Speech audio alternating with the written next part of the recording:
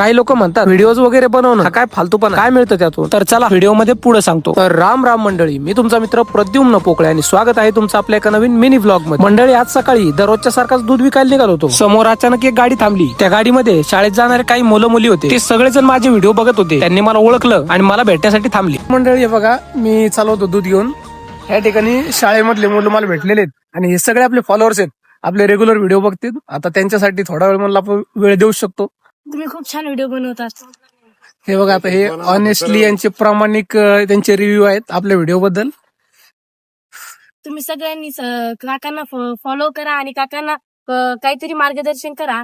काका त्यांच्या व्हिडिओ मार्फत त्यांना त्यांचे व्हिडिओ खूप छान असतात. ते छान बोलतात किंवा छान व्हिडिओ बनतात. ते खूप कष्ट करतात. त्यांचा दुधाचा व्यवसाय आहे, ते पण आम्ही बघत असतो. आम्ही त्यांचे त्यांना फॉलो आहेत आम्ही पण. हे बघा, खूप छान बोलली ताई. तर नक्कीच फॉलो करा. आणि हे बघा, आपले छोटे छोटे मित्र आहेत, यांना कधी जर सोशल मीडियावर दिसले तर नक्की त्यांना पण सपोर्ट करा.